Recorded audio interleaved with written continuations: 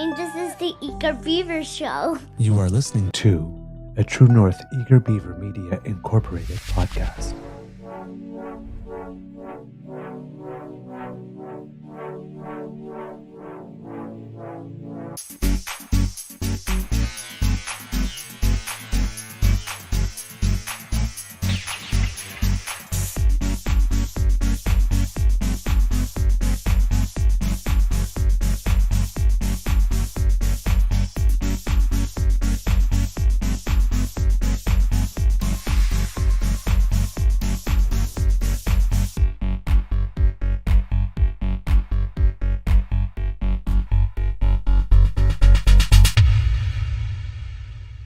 The True North Eager Beaver podcasts are proudly brought to you by our founding sponsors, the Misfit Mysteries from Corvid Moon Publishing, your source for science fiction, fantasy, and cozy mysteries featuring a broad diversity of characters, CanadianTarot.com, your uniquely Canadian online eclectic tarot community, and the Peppermaster, hot pepper sauces made from farm-fresh ingredients to thrill your taste buds and expand your mind.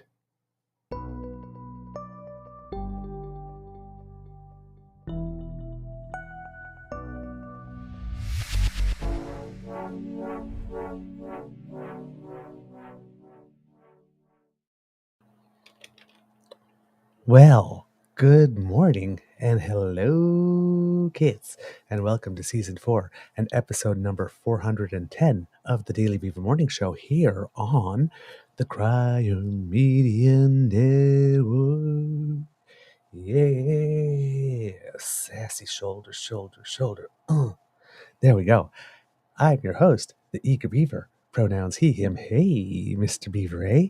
And with me, as always, is my good friend, Mr. Grizzly. A big thank you goes to our podcast founding sponsors, the Peppermaster, the Misfit Mysteries from Corvid Moon Publishing, and CanadianTarot.com.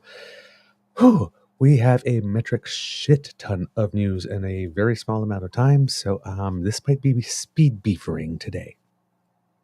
Should be fun. All right, Mr. Grizzly. I guess that's the thing. Speed reading, speed beavering. I don't know. How is your mental health today, sir? Mental health is, not bad. I don't feel terrible or anything like that. The gray weather's kind of took Lola out for a walk earlier, and it was pouring the whole time. Can't get her in the bath. Won't come out of the rain. She was splashing in puddles this morning too. So. Someone left the pup out in the rain. Mm-hmm. All right. Things are good here. Okay, that's good. Fast forward. Okay, so much stuff. Number one, Oilers. Yeah, okay. That was a stunning victory Saturday night, and I was like, "Holy crap! They're going to do it! They're going to do it!" They were on a mission. Yeah, they have all the momentum. They're not going down without a fight, and I think they're going to take it tonight. I really do. I really do believe they're going to win tonight. If anything is like the last three games, then yeah. I mean, yeah, they've been a freaking freight train. Well, they saw Bob Vrofsky when they scored 8 goals on him. They're like, yeah, we know how to score on him now. So I think, yeah, I really do believe that they're going to do it tonight. I'll be surprised. I would be surprised if Florida won. And that's just the way Edmonton's playing. It took them a little time to find their wheels in this round, but they've got it now. I think they've got all the momentum, and McDavid is bound and determined to win a Stanley Cup, and I think it's going to happen this year. I really do. Mm-hmm. Now, this would be last time the Edmonton Oilers were in the final, 2006. They also got to Game 7 against the Carolina Hurricanes, and it was not the desired outcome because the Cup hasn't been in Canada in something like 33 years now or something? 1993 last time. Yeah, so it's 1993. So, 1993, not 33 years, but that's a long time. And nobody has come back from being down 3-0 in a Stanley Cup final since 1942, and I will not say the team because I do not want to jinx anything. Mm-hmm. We'll only mention which team it is tomorrow. Connor McDavid has 42 points going in, which is just 6 shy of Gretzky's record, which is like really insane when you think about it. Yeah, because that was a different NHL. Yes, Gretzky absolutely. he said he said, the players today are just so much better than when he played, and it's true. They all are. Oh yeah, absolutely. And there's lots of stories because Edmonton did not start out with the current coach. No. They had a pretty rough start to the season. So this guy, Chris Knobloch, apparently was in the American Hockey League in November and brought in. And it happens that when Connor McDavid and Connor Brown were playing with the Erie Otters in the Ontario Hockey League, he was their coach then. Okay. So he has some experience. Well, and way to get the best out of someone, eh? Yeah, no kidding. I mean, so yeah, and of course Skinner, the goaltender, who's an Edmonton boy, who got an assist. Yeah, I saw that the other night. Yeah. It was like everybody's getting in on the party in that last match. That match had anything: a disallowed goal from Florida, an assist by the goaltender after an absolutely amazing around the back save with the stick. Yeah, that was behind the back pass, save and pass. It was the puck was in the blue. He was not going to be scored on there. No. Jeez. He's determined. He's really What determined. the heck, man? I really do believe this is their night. I really do. Like I said, I'd be shocked if Florida won tonight. I think Edmonton has all the momentum. It does. And they are bound and determined to win this. So yeah. They've got medmentum.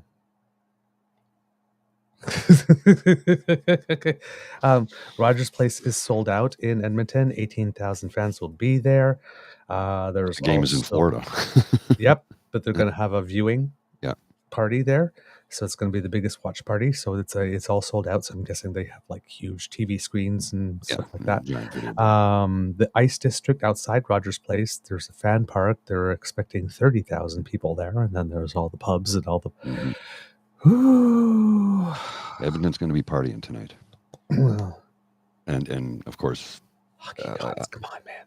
They'll probably have very low viewership in Quebec because it is Saint-Jean-Baptiste. Yes. Nothing to do with the teams. It's Saint-Jean-Baptiste. Exactly. So, Bonne Saint-Jean-Baptiste à tous les francophones, parce que c'est pas seulement la fête des Québécois, mais la fête des francophones. So, just saying happy Saint-Jean-Baptiste because it is the Quebec national holiday, it is also the holiday of all French-speaking people, wherever they are. That part is often forgotten when we're talking about La Saint-Jean. Yeah. So, à mes franco-ontariens, mes franc-saskois, mes franco-yukonais, mes Acadiens, right? Although the Acadians will be having their day in July coming as well. So, but yes, Saint-Jean-Baptiste Day is going on, so that's big. Also on Friday, because I wasn't here, and thank you so much for holding down the lodge, Mr. Grizzly, with JB. And thank you. Sorry I couldn't have been there to congratulate you myself, my friend, but you did a great job with that TED Talk. It was National Indigenous Peoples Day on the 21st, and I had a clip, and I don't know. Can't remember which words I used when I'm searching for it to be able to bring it back. But there was a city TV, I think it was. Oh, God, a hit for the news. Right. And it was showing a wide diversity of people that had come together for a walk. To mark the day, and every day is a good day for truth and reconciliation. All right, let's make that clear. But on that particular day, because how do I put it? I have great respect for the people from Idle No More Mm-hmm. because they did a whole bunch of heavy lifting in order to open a lot of eyes. Oh, yes. Right. And from that point on, there's been a flip that's been switched. There are some people that are never going to see it. Right. Period. But the average person is decent. Mm-hmm. The average person would think it's a terrible thing to go into somebody's families and just take the kids out. Yes. And not because they're in any danger, just because you're heathens. Right? So, and all the other dark stuff that motivated what it is that was being done. So to be at this age in my life, to see there were Black people, there were Muslim people, there was just every race that had come together for this walk and to walk with Indigenous people on the day. Because they could have been doing anything. Everybody has lives, Mm-hmm. right? So they made time, and that so many did. You could see they took there was I guess an aerial shot, and you can see how many people showed up for the walk. It was actually impressive. So, everything in our media is turned towards cynicism these days. I mean, we do it too. But again, as I keep on saying, if you're paying attention, slowly but surely, peace, equality, equity, fairness, love, they are slowly breaking out all around the world. And when I saw that day, it brought me a little joy. It brought me a little joy, I have to say. Not everybody shares the same view, and that's okay. Not even everybody shares the same view about the day. It's like Canada Day. Mm-hmm. Yeah, that's right. Yeah, Like this. All the views are legitimate. Mm-hmm. Just saying, from my perspective, I'm noticing a change, and I think the change is good. I think that more people actually genuinely do care. People that one would suspect would have no reason to care one way or another. Not that they don't care. It's just like, what does it change to my life? Why should I be invested? Because more and more people care. Agreed. I guess, and that's where it starts, right? Because if there are things that are going to change, I mean, this is something was the same thing for us in the gay community. The last thing we needed in the gay community is yet another gay person coming out and saying, "Hey, we need change." Mm-hmm. That helps, but what we needed was our straight allies saying, "We won't stand for this anymore." Yes. Right? Same thing. Right? The rest of us have to say, "We will not stand for this anymore." We started down this path of truth and reconciliation. Let's keep going. Let's pick up some speed, even. So, but I did see that on that day, and I thought that was, it's good. It's a good thing. It's a good thing. We're not there yet. We're far from there yet. But snowball rolling down a hill. Mm-hmm. Hopefully, the movement gets bigger and gets better, because this needs to be done. All right. Saint-Jean, National Indigenous Peoples Day. So much stuff. By-election in St. Paul today. There's a lot of framing going on with this one, kids and cubs. Everything from it's absolutely do or die for Justin Trudeau. If the Liberals lose this one, he's got to be gone. And to stuff like, well, you're getting like some Brian Lilly actually coming out and saying like Conservatives are not going to win this one. Mm-hmm. One, don't be fooled by the rope-a-dope. That's a voter suppression technique. Mm-hmm. Because in this race, given the stakes and given what the conservative machine is, you've got a vote that is highly motivated from the conservative side. By-elections usually have low turnout. if your party, the people behind your party, are very motivated in a typically low turnout vote, that can change a lot of things very quickly. That will narrow a gap very quickly when compared to the election. Also, the fact that the vote is going to be split 84 ways, 84 candidates on the ballot, that's going to affect something. So there's kind of some hope within the conservative camps that that maybe there will be some ballot confusion and that will help them, right? You have all the narratives. Whatever the result is, whatever the result will be. It's not going to change the standing in the House. Yes, it's going to change the political dynamic because the press are going to run with their narratives afterwards. A lot of people are saying, you can see the goalposts moving, right? It's do or die, and now you hear some people saying, "Oh, it looks like the Liberals will win this one." And then today I saw, if the Liberals manage to eke out a win, but it isn't at least double digits, that will be a right. So you have all the tables being set, right? Now, if this is a loss for the Liberals, yes. Technically, by-elections are not significant. This would be significant because, this has been a Liberal riding forever. Well, forever. For a good long while, anyway. Carolyn Bennett was in Parliament, I think, for 27 years or something. And polls are suggesting that overall in Ontario, the Conservatives have a 15-point lead. So, of course, but this is downtown Toronto with St. Paul's. It also depends how strong the NDP candidate will be.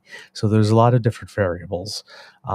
But again, this is still, because we're more than a year out, the time where if people, for example, Liberals, decided they wanted to send a message about how displeased they are by not voting and sitting on their hands, this would be the time to do it.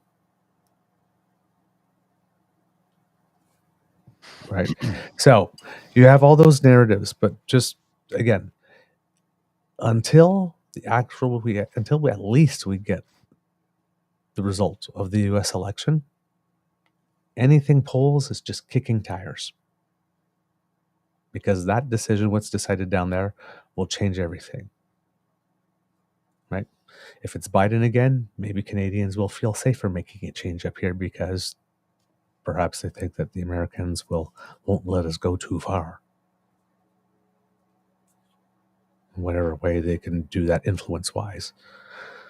And then there's other people that would think, if Biden wins again, well, gee, that would be the most terrible thing to do. Would be to go with Polyev then, because we know already that Biden thinks that Pierre is disloyal. So it wouldn't be a very, very warm relationship. The U.S. would go back to probably putting us on ignore for 4 years. Oh, yeah. Canada, well, yeah, it's that little prick. Put that on the back burner. Don't really want to spend time on it. I'll do my once a year, and that's enough, thanks. So if we don't want that type of relationship, and then, if it's Trump, then some people might think, hey, ride the wave, and, we elect a Pierre, and another theory is all of Canada's, sphincters would snap shut. And it was like, and then Trudeau wins again. Certainly, we're not going to put them two together. It's tough to say what's going to happen in the next election. You don't know, but that's what I mean. You can come up with a plausible scenario for each one of those four. You can make a case without going into extremes like this. You could take some elements and you can make a case for either one of those 4 points, what it would mean. Right? So the narrative is going to be whatever all those media publications have already chosen the narrative will be, unless they get a surprise. Like if some media got this, got the Justin Trudeau lost and he's got to go thing all, written already, and the Liberals win even by 2. What is a win is a win. This. If it's by 2, they'll slightly move it, right? They say, well, he won, but just by 2, so really he should have to go. Wouldn't it be better for his party if he should do his party a favor, help increase their chances. Right? And then if it was like, then if he wins by double digits, it was like, well, they're going to make it seem smaller than it was. Right. So, these, but it'll be adjusted, but it'll be the same thing. Right. Of Because it'll course. be adjusted like this. Oh, well, he won just by 12%. That's like 22% down from the federal election. I mean, if that happens in every riding, then, the conservatives will have 200 and something. All these narratives like this, I'm telling you, you will see these, they're already pre-written based on the editorial bent of whatever publication is there. Right? So the results, a little bit of grain of salt, this, don't get dizzy from the spin. Just sort of like watch it with some popcorn, try to figure out which of these takes will age well and which won't. That's the fun. To see people come out and say these things as, oh, that one's not going to age well. So, but if we're going to do the Because Democracy, something that you do early, if you're in the St. Paul's area, conservatives love to cheat. This is not new. So, vote. Make sure you vote. Bring friends with you. And vote in numbers too great to manipulate. All right? Okay. Now. Can we get to Doug Ford in the Science Center? Yeah. An article here from the Beaver. That motherfucker. Sorry. Written tongue-in-cheek, of course, the Beaverton, but yeah. Their headline, Ontario Science Center closes after roof in danger of collapsing under the weight of Doug Ford's bullshit. Yep. After standing for 54 years as a testament to mid-century architecture and a source of memories for generations of young people, the Ontario Science Center was announced to be closing today, the result of strain on its roof as it struggled to support the added tonnage of Premier Doug Ford's bullshit. The bullshit began to gather on the northern side of Raymond Moriyama's famous building just after Ford's re-election, when he suggested that the facility was in need of modernization while simultaneously refusing to fund those efforts, said structural engineer Dr. Samuel Constance. By the time he announced a plan to move the whole thing to Ontario Place in order to benefit his real estate donors, the support beams were completely unstable. Eventually, the roof was deemed dangerous, according to report surfaced by Infrastructure Minister Kinga Surma, who managed to deliver this news without laughing, smirking, or during her Tony Soprano impersonation. Miss Surma did her very best to pretend that the roof was an immediate concern that warranted the facility closing, going so far as to claim in a press release that it could collapse in these upcoming summer months, resulted in enough snow accumulation. Dang. Found my nails. Oh, man. Oh, shit. Premier Ford could not be reached for comment as he recently began his annual 19-week vacation at his cottage, though he sent several more vans full of his bullshit to the site to be added to the pile on the building's groaning roof in the form of a claim that the province cannot afford to repair the roof while spending more money than it would cost on partisan ads touting his government's alleged successes. At press time, the Science Center's summer children's programming was being canceled, and the bullshit was being scraped off the roof to be sculpted into a 10-story luxury condo by the De Gasperis family, with prices starting in the low millions. The thing is, it's as satirical as it is, and that's what the Beaverton is, a satirical publication. There's so many nuggets of truth in there. The roof has expired. It's like just, oh man. Yeah. On a Friday, after the legislature has lifted. Yes. So nobody could ask him an inconvenient question during question period for 18 further mucking weeks. By which time they hope it will just go away. Of course. Because like the latest global tyrant or global climate disaster or somebody willing to come to the mic to say something just stupid or outrageous will move the media dial, especially with how fast the media and the news cycle moves now. But I mean, it's just literally Friday after the legislature rises with absolutely no opportunity for any immediate accountability whatsoever. I mean, could you be any more? It's almost like you have to it's like somebody said surprised. It's like no, and yet still somehow shocked, Yeah. right?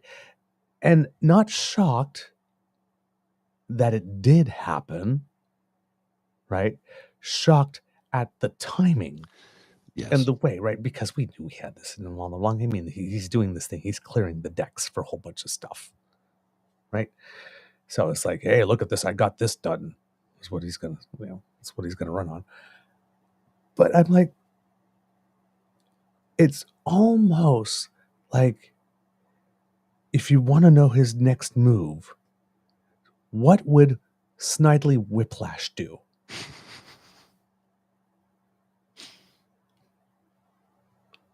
And then put that on speed. Yeah. It's literally cartoon villain. That's exactly what it is. And then, like, the next time he's going to be in front of a podium or a camera or whatnot, he's going to give us a splash of those veneers and give us a little, shucks, folks. And yeah, well, have you seen his commercial? yeah. I'm like, there's our tax dollars hard at work, spreading his bullshit. And the funny thing was the amount of commentary on the commercial is the people saying, I tried calling him, but he's always busy apparently, and he never answers the phone. Every time I call, I'm like, yeah, why am I not surprised? Why am I not surprised? Unless your name is Weston or Gasparis or Cordelucci, he's probably not taking your call. Oh, not. And as well, there's been some news that came out today because, well, that Ford's whole thing is we have to build those homes. Mm-hmm. That's why I transferred over $8 billion, valued later on at being $24 billion, of public wealth. Yes. Because we had to build those homes. iPolitics headline. Ontario's failed to hit housing target every month since 2002. Canadian Mortgage and Housing Corporation data. It's 22 years. 22 years. So that's excessive. No, since 2022. Oh, 2020. You said 2000. Sorry. If that's probably me. Yeah, I probably screwed that up. 2022. Okay, so 2 years. Yes. New data from the Canada Mortgage and Housing Corporation shows Ontario once again failed to meet its monthly home starts goal in May. A February 2022 report from the province's Housing Affordability Task Force said Ontario needs to build at least 1.5 million homes by 2031 to meet growing demand. That works out to 150,000 new units each year, or 12,500 per month. In May 2024, Ontario added 7,062 units, a 23% increase from the same time last year, but still roughly 5,400 units fewer than the monthly target. In fact, Ontario hasn't once hit its 12,500 target since 2022, CMHC's numbers show. And its best performance was in September 2022, when 11,236 housing starts were recorded. But since that time, the province has only once exceeded 10,000 units in June 2023, with 10,114 starts. iPolitics Cube briefing obtained Ontario's historical monthly housing start data from the CMHC dating back to 1990. Despite changes in government, economic ebbs and flows, and interest rate volatility, the province never once hit 12,500 units in a single month over the past 34 years. So, Doug Ford basically promised Ontarians that he would do something that nobody had managed to do in the 26 year, 27 years or so before he promised it. Mm-hmm. That's what he sold Ontarians. And the way he was going to get it done was by shadily transferring public wealth to friends.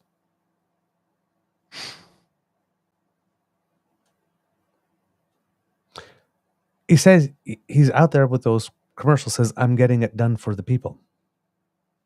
No, you're not. No, you're not. Mm-hmm. You promised getting it something done that for the it wealthy looks like you people. promised, you said anything and promised something that was impossible to deliver. And then you spent the last 5 years or 6 years gaslighting everybody that you were getting it done. Mm-hmm. But you're not. Like, not even close.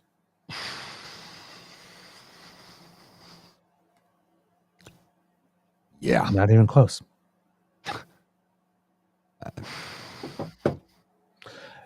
And now you fucked off for 19 weeks.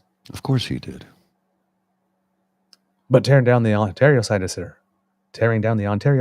Oh, that's shit you can get done, though, eh? Mm-hmm. Yeah.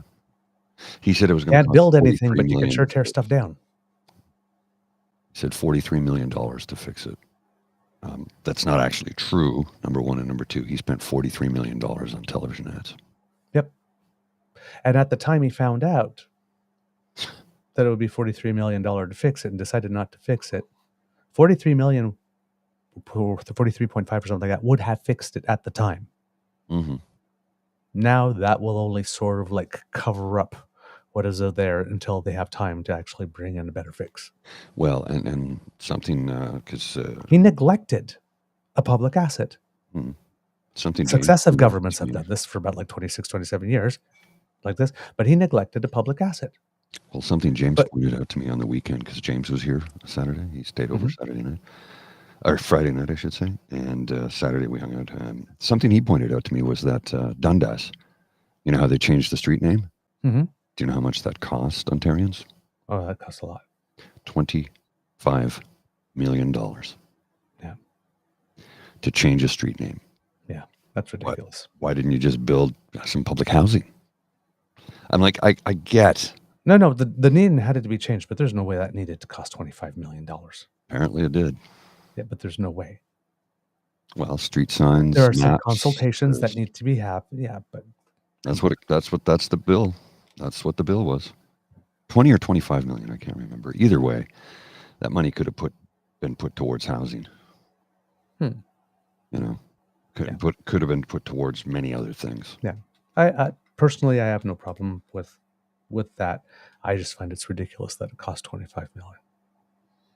Because there's got to be a cheaper way to change a street name. Well, there is. I mean, I'm all ears. It's like, I understand, new maps like this. I mean, probably the biggest expense is the new street signs and having the old ones taken and put up. There's labor and all that kind of stuff with that, and you have to buy the signs, have them designed. But I mean, yeah, meetings. I know. Yeah, Toronto Dan, it's not changed yet. Well, yeah. But yeah, 25 million. It just seemed like I could see like 1 or 2 million, depending on how broad the consultations have to be. But 25, that seems like a lot. But I could be wrong. Toronto is a huge city. Oh boy. So yeah, he's not getting it done. He's tearing down the science center. He's doing it sneakily. He's doing it without any accountability. People are saying that they're going to fight it. Merritt Stiles, in particular, says that she's really going to take the fight. Sorry, 12.7 million. 12.7 million. Yeah. Okay. Given, the way government stuff works, I can kind of see that. Still seems like a lot. There's an administrative inquiry regarding the renaming of Dundas Street because of the amount of money that was spent. Pardon? There's an administrative inquiry regarding renaming Dundas Street. Yeah, I figured that. Yeah, that's what I mean. I figured that there would have to be something like that. That just seems like a strikingly high amount to accomplish that. The only reason I say that, and I know prices have changed since I last did this, but I have had some experience with public consultations, and just 25. I know there was some complexity with it because the Indigenous community was particularly involved in this one. But yeah, I've had a chance to work even in consultations that way, and this seems like a lot. All right, we are getting close to the time that you have a hard out, Mr. Grizzly. Yeah. So let's see. So yes, there's some other stuff. We will keep it till tomorrow. But yes, there's been some more stuff on the foreign interference file that's come out. Oh yes, the one that we can't go over. Nenshi. Yes, he is now the NDP leader in the province of Alberta. He won by a Yes. landslide. A landslide. I mean, it wasn't even close. He It had wasn't like even a contest. he had 5 digits, and everybody else had 4. Yeah. In there. So, What was it, 62,000? Something like that. 60, almost 63,000 votes. Yeah, and 80. Yeah, 62,000 votes or something like that. And the next closest was 8,000 or something. Yeah. So I mean, that's not even. It's not even close. Nothing. Not even in the realm of close. Yeah, 86% of the vote he picked up. So, and he is, I think, the leader of a party in Alberta who has gotten the most votes ever to win their leadership. So that is quite a mandate. Congratulations. It seems that from what I've been seeing from the feedback from the party after, is that everybody seems to be welcoming him. Some people are trying to make stuff out of politicians, congratulating Rachel Notley on her time because now she's officially exited and welcoming Nenshi. So why people pop at the, like, for example, Christopher Freeland sent a tweet out saying, like, this congratulations. Oh, why are people getting involved? It's like, no, that's just the natural, normal pleasantries. When a party gets a new leader, all the other parties are supposed to, or at least court for minimum decorum, congratulate the person who's leaving on whatever their term is and wishing a warm welcome and lots of success to them. Right? So it's like, it's not getting involved. Mm-hmm. All right. Mr. Grizzly, do we have a show? We do indeed, sir. All right. That's the end of this episode of the Daily Beaver Morning Show. We hope that you love listening to us because we love making this for you. Remember, sharing is caring and word of mouth is priceless. So please tell your peeps and poops all about us. If you would like to make sure you do not miss an episode, you don't have to, thanks to the Ray Girl. If you scan the QR code that's about to appear, that will bring you to our pod page. And if you are listening, podpage.com/The True North Eager Beaver, lowercase letters with a hyphen between each one of those words. And when we have something fresh off the bandwidth, it comes directly to you. If you would like us to support us in other ways, please make like Kit Elaine and go to the True North Eager Beaver YouTube page. We just crossed 3,200. I'm like, geez, Brian, 3,000. Unreal. Thank you. Whoever is subscribing, thank you so much. I'm not equipped for this much. This is so much joy. So thank you for bringing sunshine into our lives. We appreciate it. Yeah, very much. But please go there and play with all our buttons. That's what they're there for. Like, share, and subscribe. All right. And if you would like to help us in another way, the QR code by Mr. Grizzly's Head brings you to our coffee page. That's coffee.com, KOFI. You know the address. Trip it over my tongue. KOFI.com/True Eager, lowercase letters, all in one word. Why am I having trouble? It's like I don't want to get paid today.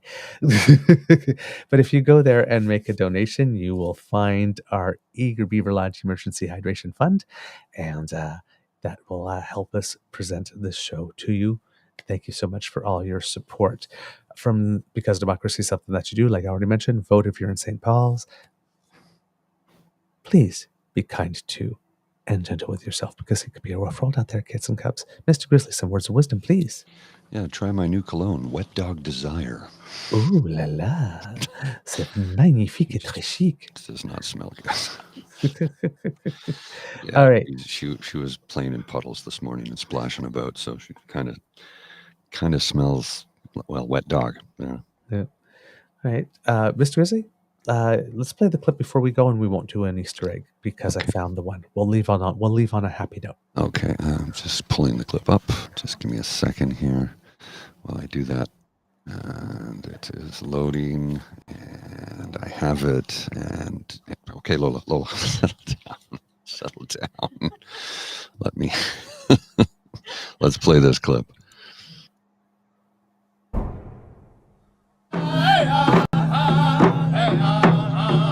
Reflecting on reconciliation on National Indigenous Peoples Day. Now in its 15th year, Calgarians gather for a symbolic walk along the Bow River. I think it's really important when you're on that journey to reconciliation, like you address the hard parts and acknowledge that they happened and then move forward. For some, this day and this walk is an emotional experience. Absolutely. And I think if you don't feel something, that's okay too. It's all about learning and being open to the experience. It's really important for me to see the support from our non-Indigenous community, that they can understand and embrace the culture. Learning, especially when moving forward with reconciliation. Oki, Siksika language, Danse is Cree, Danitara is the Tsuut'ina language, Danche is the Métis language, Ambewastech is the Ayahar Nakota language, and these are all greetings from the Treaty 7 territory. And for some, reconciliation is today and every day. Walking with empathy, walking with compassion, learning from others, and coming together as a community. I think it's a daily commitment, and it's beautiful to come together and celebrate as a community at least one day a year and be a part of something like this. In Calgary, Phoenix Phillips, City News. And let's not forget the entire prairies, Manitoba, Saskatchewan, Alberta, and a portion of British Columbia are all on treaty lands. Indeed. All of them. All of them. All right, Mr. Grizzly. Cue the cock. You are listening to a True North Eager Beaver Media Incorporated podcast. The True North Eager Beaver podcasts are proudly brought to you by our founding sponsors, the Misfit Mysteries from Corvid Moon Publishing, your source for science fiction, fantasy, and cozy mysteries featuring a broad diversity of characters. CanadianTarot.com, their uniquely Canadian online eclectic tarot community, and The Peppermaster, hot pepper sauces made from farm-fresh ingredients to thrill your taste buds and expand your mind. We are grateful to the Crier Media Network for its support, Pete Jarvis for our artwork, and Paul Joseph Something for our opening and closing sequence music.